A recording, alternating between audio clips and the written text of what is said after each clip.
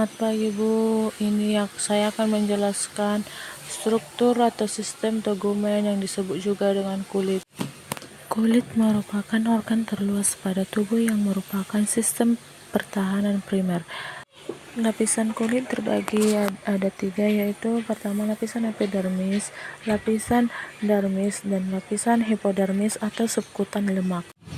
Lapisan epidermis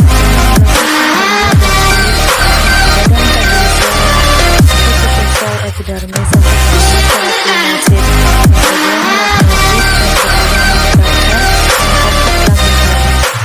di mana keratinosit yaitu protein yang memberi kelakuan fleksibilitas dan anti air atau disebut sebagai waterform, di mana melasonit merupakan pigmen yang memberikan warna kulit dari radiasi.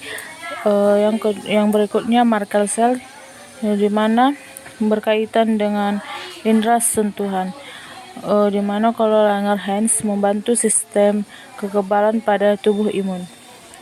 Yang kedua, lapisan epidermis.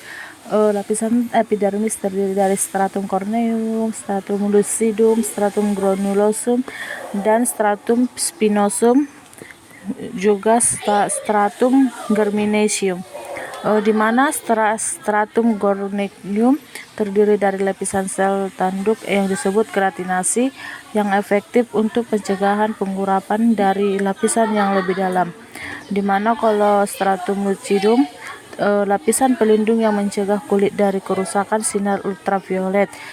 Berikutnya stratum granulosum, tempat sel-sel kulit menghasilkan lemak dan molekul lainnya. Lapisan ini juga menghalangi masuknya benda asing, kuman dan bahan kimia ke dalam tubuh. Kalau stratum spinosum, pada lapisan ini terdapat keratinosit yang terbentuk dan fungsinya untuk memperkuat protein. Selain itu terdapat juga Langerhans yang mencegah infeksi bakteri atau virus pada kulit. Kemudian stratum germinaceum, di mana lapisan terdalam di epidermis yang aktif dan membentuk sel kulit. Pada lapisan ini terdapat melasonit. Yang kedua, lapisan dermis. Lapisan dermis merupakan lapisan tengah yang terletak di antara epidermis dan jaringan subkutan.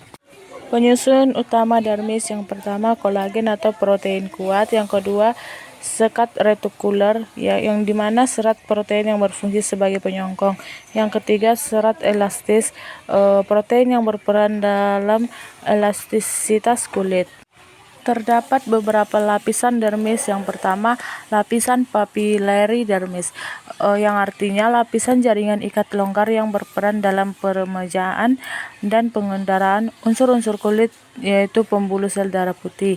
Yang kedua, lapisan retikular dermis, yang dimana lapisan jaringan ikat padat yang dapat membuat kulit lebih kencang atau mengandung kolagen yang elastis. Berikutnya, struktur pada dermis. Yang pertama, sebaceous gland yang menghasilkan minyak, berperan sebagai pelindung kulit dari kekeringan atau banyak lemak. Yang kedua, hair follicle, bagian akar rambut yang merupakan tempat pembelah sel-sel rambut. Yang ketiga, nerve, saraf-saraf penerima rangsangan sentuhan yang akan dikirim ke otak. Yang berikutnya, sweat gland, kelenjar keringat apocrine, di mana kelenjar keringat yang besar yang dapat ditemukan pada ketiak, kulit puting payudara, kulit sekitar alat kelamin. Yang kedua, kelenjar keringat ekrine, di mana kelenjar keringat ekrine tersebar di seluruh tubuh kecuali klub penis, bagian dalam telinga luar, telapak tangan, telapak kaki, dan dahi. Yang selanjutnya lapisan hipodermis. Lapisan hipodermis atau subkutan lemak, di mana lapisan bawah kulit atau fascia superficialis yang terdiri dari jantung pengikat longgar mengandung banyak lemak. Di lapisan hipodermis atau subkutan lemak terdapat anyaman pembuluh vena dan bakteri.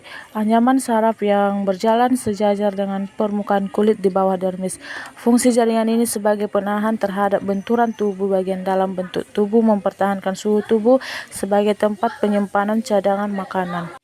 Fungsi kulit: yang pertama proteksi, absorpsi, ekskresi, pengaturan suhu tubuh, pembentukan pigmen keratinasi yang selanjutnya pembentukan vitamin D.